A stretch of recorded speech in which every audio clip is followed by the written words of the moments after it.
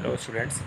आज का जो हम लोग का टॉपिक है वो है motion of a charge in a electric and magnetic field. So इससे पहले हम लोग देखे थे कि चार्ज पार्टिकल का जो मोशन था वो मैग्नेटिक फील्ड में था, वहाँ मतलब वहाँ पे कोई भी इलेक्ट्रिक फील्ड प्रेजेंट नहीं थी।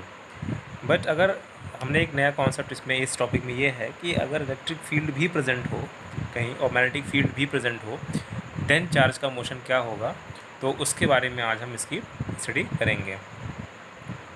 सो फर्स्ट ऑफ ऑल इसको थोड़ा सा इसके कुछ बेसिक समझते हैं। जैसे कि हमारे यहाँ पे इधर कहीं कोई इलेक्ट्रिक फील्ड है, ये हमने ड्रॉ किया हुआ इलेक्ट्रिक फील्ड रीजन है कोई, और वहाँ पे कोई पॉजिटिव टेस्ट चार्ज रखा हुआ है, कोई ज़रूरी नहीं टेस्ट चार्ज हो, कोई भी चार्ज हो, यहाँ चार्ज रखा हुआ है।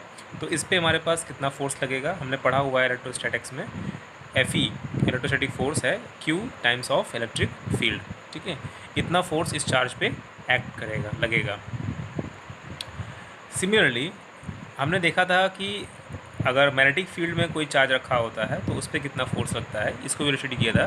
तो उसमें दो तरह के पढ़े थे हमने कि वो कितना एंगल पे, अगर सपोज मान लीजिए यहाँ पे हमने लेते हैं कि अगर वो चार्ज पार्टिकल आपका परपेंडिकुलर मूव कर रहा है, तो ये फील्ड हमने इनवर्ड फील्ड बना रखी है, और चार्ज आपका जो है इसके इधर राइट साइड में मूव कर रहा है, तो उस पर इधर साइड में फोर्स लगेगा from the right hand palm rule.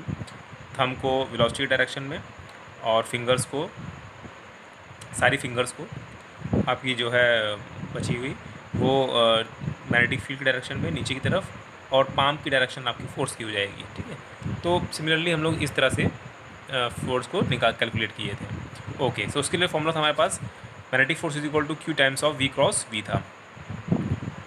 अब हमने यहाँ पे दोनों फील्ड को कंबाइन कर दिया, मतलब इलेक्ट्रिक फील्ड और मैग्नेटिक फील्ड दोनों को कंबाइन कर दिया है। तो जब दोनों कंबाइन कर देंगे तो उस पार्टिकल पे नेट फोर्स लगेगा। ठीक है, वो नेट फोर्स क्या होगा, F net is equal to होगा Fe electrostatic force plus magnetic force Fm। ठीक है, तो ये हमारा नेट फोर्स होगा, और इसी नेट फोर्स को हम लोग यहाँ पर लॉरेंट्ज फोर्स के नाम से जानते हैं। तो इन शॉर्ट हम कह सकते हैं कि आज हम लोगों का जो टॉपिक है वो लॉरेंट्ज फोर्स के ऊपर है। तो इसके बहुत सारे केसेस बनते हैं कि इलेक्ट्रिक फील्ड और मैग्नेटिक फील्ड के बीच में एंगल क्या हो, फिर उसके बाद चार्ज पार्टिकल मोशन में है कि रेस्ट में, तो इस तरह से करते करते हमारे पास बहुत सारे केस बनाते हैं। ठीक है, जैसे हमारे पास यहाँ पे वेलोसिटी वेक्टर है, मैग्नेटिक फील्ड वेक्टर है और इलेक्ट्रिक फील्ड वेक्टर, तीन वेक्टर्स हो गए हमारे पास। अब तीनों का एंगल अलग अलग हम लोग यहाँ पे कंसिडर करके चार्ज पार्टिकल का मोशन को देखेंगे। बट यहाँ पे कुछ केसेस जो हैं आपकी बहुत ही फेमस हैं, जिनकी हम और बहुत ही फेमस भी हैं और बहुत बेसिक्स हैं वो, और ज़रूरी भी हैं, इंपॉर्टेंट भी हैं, तो उनकी हम लोग यहाँ पे स्टडी करेंगे। Okay, so let's start. यहाँ पे हमारे पास जो है, जो फर्स्ट जो केस है हमने लिया है कि when electric field is parallel to magnetic field, जब इलेक्ट्रिक फील्ड जो है मैग्नेटिक फील्ड के पैरेलल हो तब क्या होगा। अब इलेक्ट्रिक फील्ड मैग्नेटिक फील्ड के पैरेलल है, उस कंडीशन में हमने यहाँ पे देखो इलेक्ट्रिक फील्ड को इस तरफ बना रखा है, मैग्नेटिक फील्ड, दोनों के बीच का एंगल कितना हो गया, यहाँ पे 0 हो गया। यहाँ पे हमने कोऑर्डिनेट बना रखा है जिससे आपको थोड़ा सा डायरेक्शन को समझने में ईजी रहे। तो ये एक्स एक्सिस हो गया, ये वाई एक्सिस हो गया। ठीक है, सो हमने पहला जो केस लिया है, पहला केस लिया है कि when a charge particle is at rest. यहाँ पे देखो चार्ज पार्टिकल अगर रेस्ट में हो तब क्या होगा, तो चार्ज पार्टिकल अगर रेस्ट में होगा तो हमने देखा है कि रेस्ट पार्टिकल पे, चार्ज पार्टिकल पे कोई भी मैग्नेटिक फोर्स नहीं लगता है, बट हाँ इलेक्ट्रोस्टैटिक फोर्स लगेगा। तो इस पार्टिकल पे एक इलेक्ट्रोस्टैटिक फोर्स लगेगा इस डायरेक्शन में, देखो बना रखा है QE अमाउंट का। ठीक है, जिस डायरेक्शन में इलेक्ट्रिक फील्ड जा रही है उस डायरेक्शन में हमारे पास एक्स डायरेक्शन में जो फोर्स लगेगा जो वो QE होगा यहाँ पे।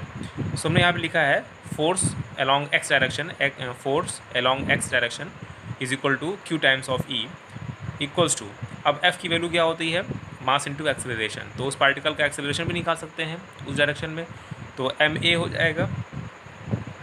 ठीक है, तो m चला गया इसके नीचे और यहाँ पे हो जाएगा ax, तो acceleration along the x direction, तो ax is equal to QE upon m हो जाएगा। तो f की वैल्यू ma रखेंगे तो यहाँ पे ये वैल्यू निकल जाएगी।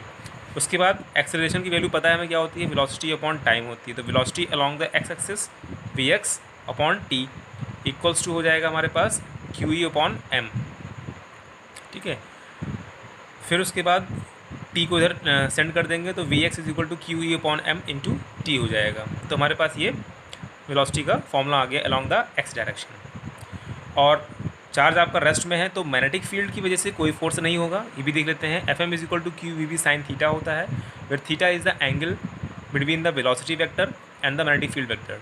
तो velocity is the particle is zero, particle की वेलोसिटी ज़ीरो है।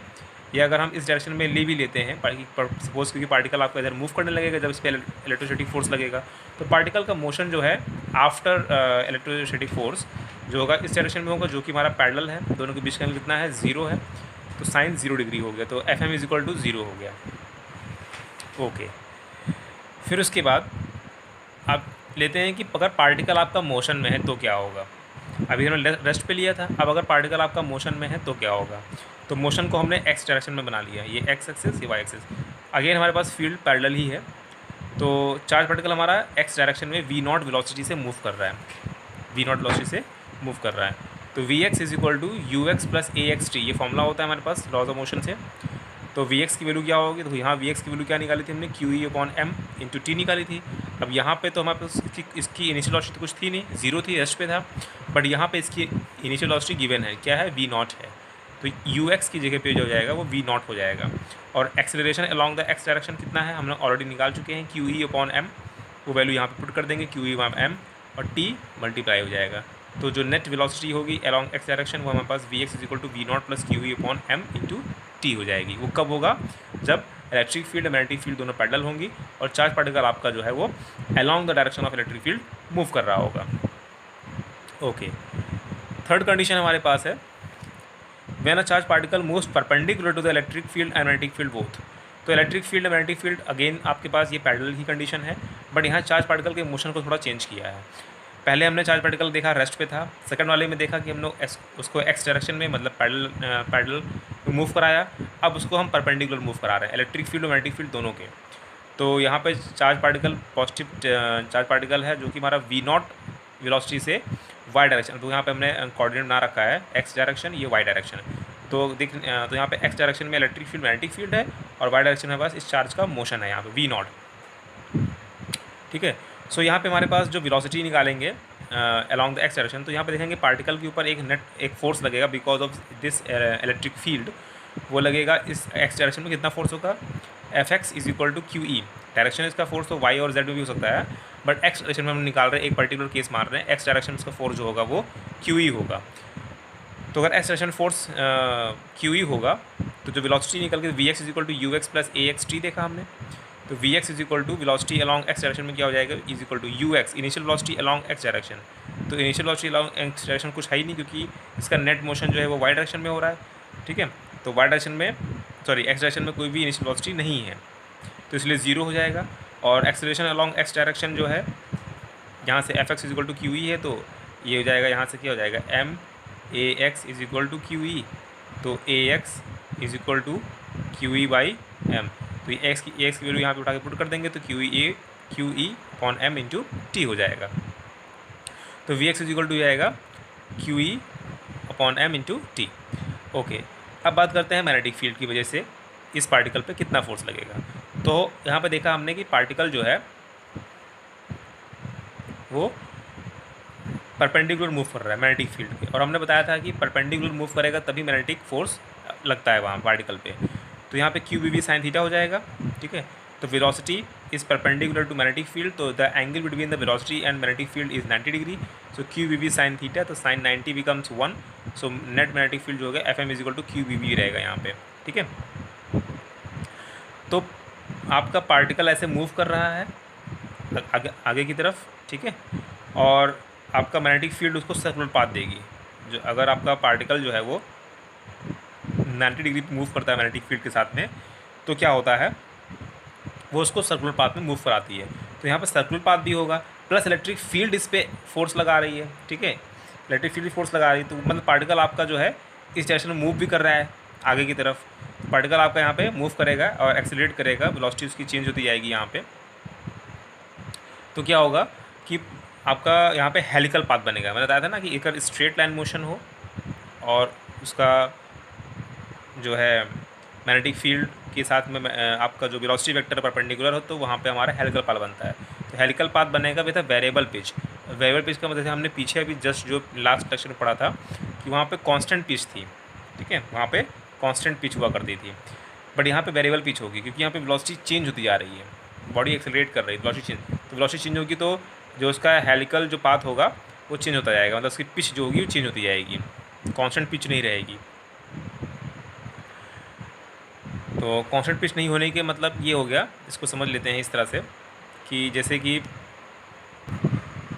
तो यहाँ पे जैसे हमारे पास पार्टिकल है तो ये हेलिकल पाथ को मूव करेगा अगर, ठीक है, तो क्या हो जाएगा कि कांस्टेंट पिच नहीं होने का मतलब जैसे ये पार्टिकल कुछ इस तरह से मूव करेगा, मतलब कि यहाँ पे जो डिस्टेंस होगी दो के बीच में वो इंक्रीज़ करती जाएगी। ये डिस्टेंस आपकी जो है वो पिच की डिस्टेंस से पहले ऐसे रहेगी, फिर थोड़ा सा इंक्रीज़ कर जाएगी, फिर और इंक्रीज़ कर जाएगी, फिर और इंक्रीज़ कर जाएगी। तो सही है, देख रहे हैं ये पिच आपकी जो है यहाँ पे देखो, ये पार्टिकल ऐसे मूव किया पहले, फिर थोड़ा और इंक्रीज़ किया, वेलोसिटी और चेंज हुई और इंक्रीज़ किया, ठीक है। तो इस तरह से हमारे पास जो है पार्टिकल जो है मोशन करता चला जाएगा यहाँ पे। ओके, सो इस वाले कंडीशन पे हमको मिल गया helical path with a variable pitch. अब बात करते हैं हम लोग charge moves eight an angle theta. अगर कोई चार्ज पार्टिकल जो है किसी एंगल थीटा पे मूव कर रहा है तब क्या होगा।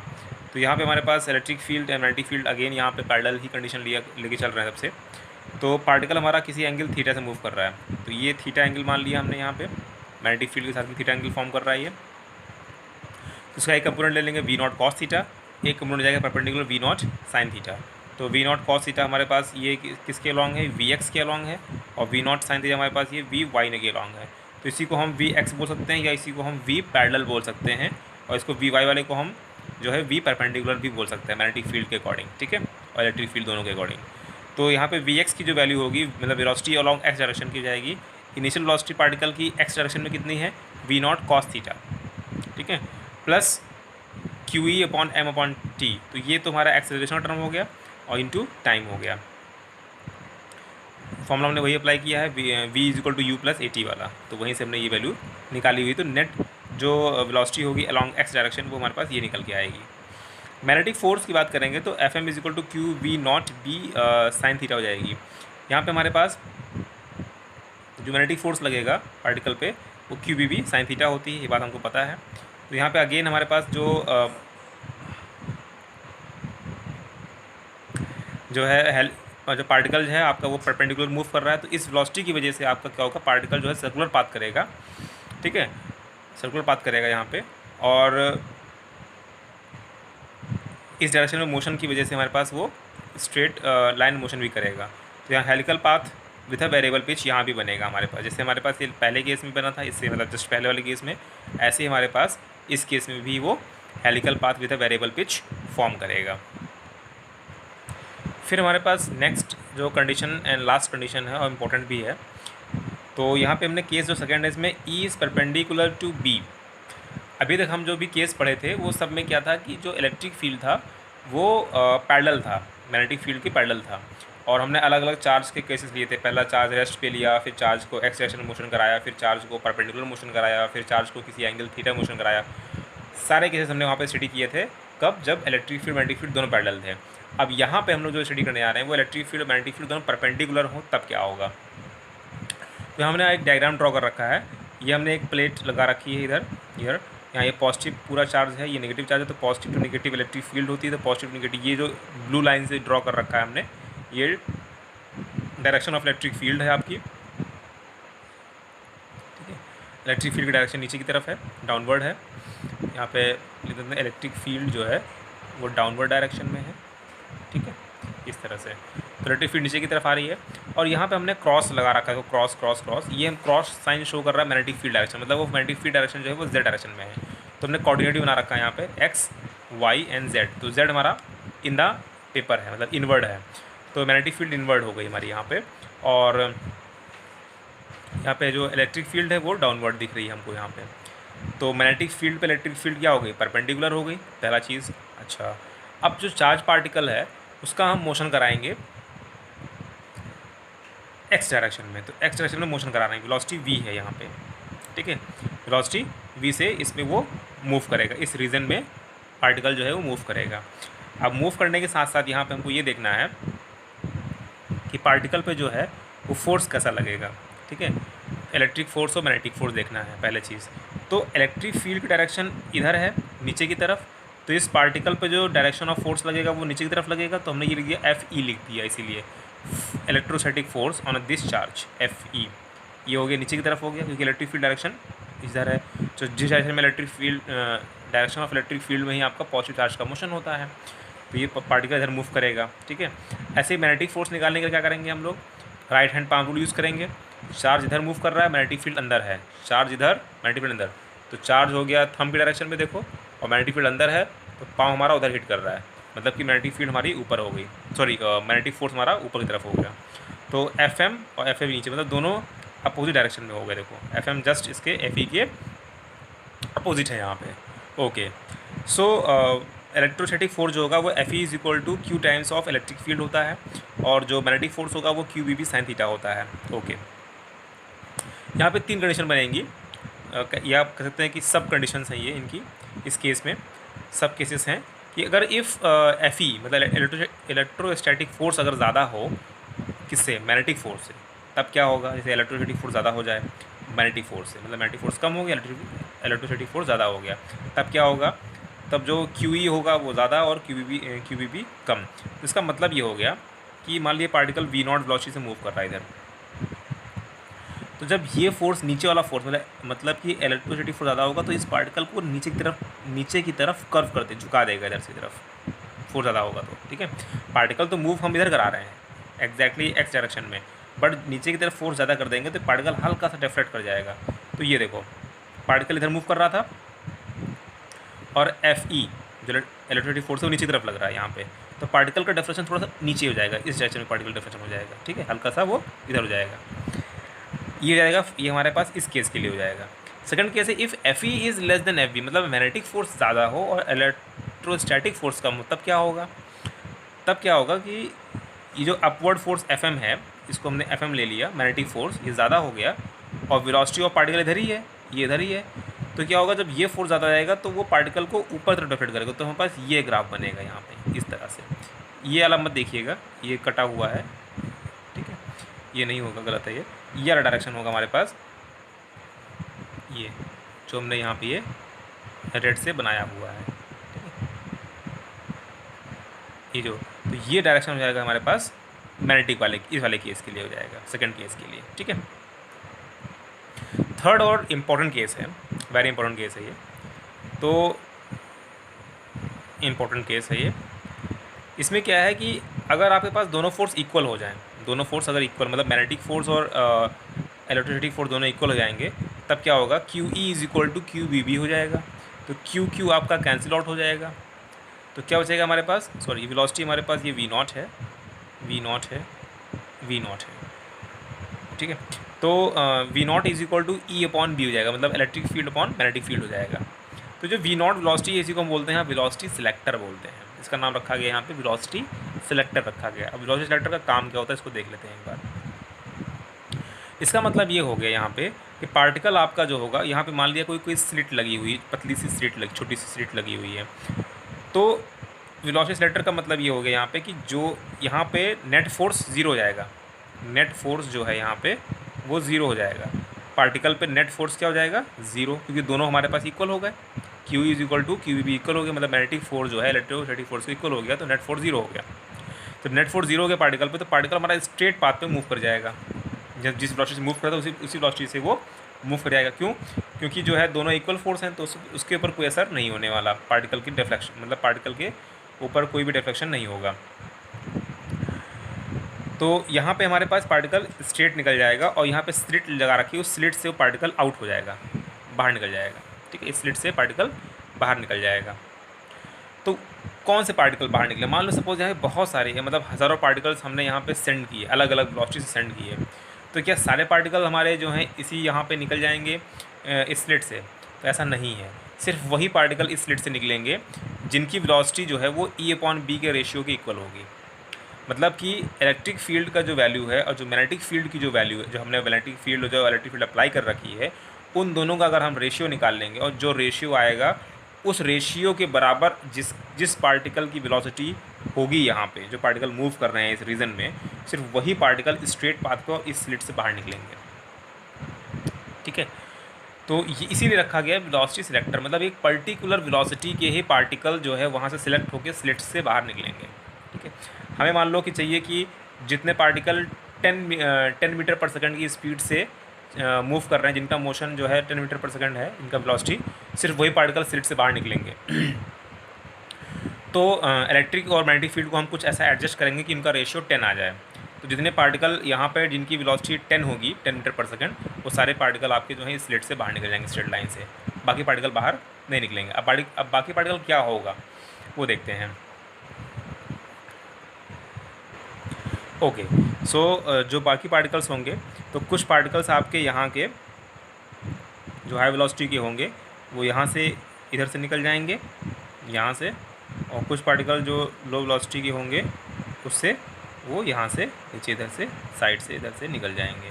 ठीक है, तो इस तरह से हमारे पास जो है ये वेलोसिटी सिलेक्टर बन जाता है। तो सिर्फ हमको जो बात करनी है वो सिर्फ यहीं से बात करनी है कि इस स्लिट से सिर्फ वही पार्टिकल बाहर निकलेंगे जो हमारा E/B रेशियो को फॉलो करेंगे। फिर अब बात करते हैं कि अगर पार्टिकल या चार्ज पार्टिकल, यहाँ पर तो खैर मोशन में था, देखा कि पार्टिकल मोशन कर रहा है, बट यहाँ पे देखते हैं कि अगर पार्टिकल हमारे पास रेस्ट पोजीशन में हो तो क्या होगा। तो यहाँ पे हमारे पास ये पार्टिकल हमारा रेस्ट पे है और ये वाई डायरेक्शन में हमारे पास इलेक्ट्रिक फील्ड है, तो इसको हमने E=E0J कैप लिखा हुआ है, और Z डायरेक्शन में हमने मैग्नेटिक फील्ड अप्लाई कर रखी है, मतलब इलेक्ट्रिक फील्ड और मैग्नेटिक फील्ड दोनों हमारे पास परपेंडिकुलर हैं। तो B=B0K कैप दे रखा है और चार्ज हमारे पास ओरिजिन पे रखा है रेस्ट पे। तो क्या होगा, इस पार्टिकल का मोशन कैसा होगा। तो जैसे ही पार्टिकल रेस्ट पे रखा है तो इस पर इलेक्ट्रिक फील्ड, तो जब तक ये रेस्ट पे तब तक मैग्नेटिक फील्ड वर्क नहीं करेगी। ठीक है, कोई भी फोर्स नहीं लगाएगी। बट यहाँ पे इलेक्ट्रिक फील्ड है तो इलेक्ट्रिक फील्ड जो है वो स्टैटिक चार्ज पे फोर्स लगाती है। तो यहाँ पे जो चार्ज रेस्ट पे रखा है इसे फोर्स लगाएगी इलेक्ट्रिक फील्ड, तो चार्ज आपका कुछ इस डायरेक्शन में मोशन करेगा, ऐसे यहाँ पे मोशन करेगा पार्टिकल। और जैसे ही मोशन करेगा तो मोशन वाले पार्टिकल पे मैग्नेटिक फील्ड अपना काम करती है यहाँ पे। तो डायरेक्शन ऑफ द मोशन, जो वेलोसिटी ऑफ पार्टिकल है वो ऊपर की तरफ हो गया। ठीक है, और मैग्नेटिक फील्ड हमारे पास परपेंडिकुलर है वेलोसिटी के यहाँ पे। ठीक है, क्योंकि वो वाई डायरेक्शन में मोशन कर रहा है पार्टिकल और मैग्नेटिक फील्ड Z डायरेक्शन में है। तो क्या होगा कि यहाँ पे जब पार्टिकल परपेंडिकुलर होता है तो मैग्नेटिक फील्ड करता है उसको सर्कुलर पाथ में मूव करता है। तो पार्टिकल सर्कुलर पाथ, तो मैग्नेटिक फील्ड सर्कुलर पाथ में मूव करेगी। तो डायरेक्शन ऑफ जो डायरेक्शन होगा उसका वो क्या हो जाएगा कि Z में फील्ड है और Y में मोशन है, तो फोर्स किधर लगेगा, X पे लगेगा। Z में फील्ड है, अगर आप Fleming left hand rule use करो तो फ्लेमिंग लेफ्ट हैंड रूल में क्या होता है, 3 ही आपके पास जो है होते हैं, एक इंडेक्स फिंगर, एक मिडिल फिंगर, एक थंब होता है। तो X Y Z 3 एक्सेस हो गई और 3 थंब और 3 आपकी फिंगर्स हो गई। तो 2 फिंगर्स तो यूज़ हो गई, एक फिंगर आपका मोशन के लिए हो गया, एक मैग्नेटिक फील्ड के लिए हो, तो एक ही बची फोर्स के लिए, तो वो X डायरेक्शन बचा हमारे पास। तो फोर्स जो होगा वो इस तरफ लगेगा। तो फोर्स इस तरफ लगने का मतलब है कि पार्टिकल जो है मूव इधर कर रहा है, बट फोर्स इसको इधर डेफ्लेक्ट कराएगा, इस तरफ डेफ्लेक्ट कराएगा हल्का सा। तो जब आपको ये पार्टिकल को डेफ्लेक्ट कराएगा तो ये कुछ इस तरह से मोशन करेगा आगे, मतलब ऐसे बनाएगा, सर्कुलर पाथ बनाने की कोशिश करेगा इधर से आके डेफ्लेक्ट करके। बट यहाँ पूरा सर्कुलर पाथ बन नहीं पाएगा। रीज़न ये है कि जैसे ही पार्टिकल ऐसे मूव करना चाहेगा और यहाँ नीचे आने के लिए, ठीक है, तो यहाँ पे इलेक्ट्रिक फील्ड भी तो कॉन्टीन्यूस अप्लाई हो, नीचे से इलेक्ट्रिक फील्ड भी पूरी नीचे से इलेक्ट्रिक फील्ड आ रही है। तो इलेक्ट्रिक फील्ड क्या करेगा, पार्टिकल को पुश करेगा अप साइड में, ऊपर की तरफ। तो क्या होगा, पार्टिकल को वो नीचे पूरा सर्कुलर पाथ बनाने नहीं देगी। मतलब यहाँ तक पार्टिकल हो सकता है X तक आ जाए, बट उसके बाद फिर वो पार्टिकल को नीचे की तरफ मूव नहीं करने देगी वो, तो पार्टिकल को ऊपर तक ही रखेगी ये। ठीक है, तो कंप्लीट सर्किल नहीं बन पाएगा। तो कुछ इस तरह से हमको, इस तरह से पाथ मिलेगा हमको।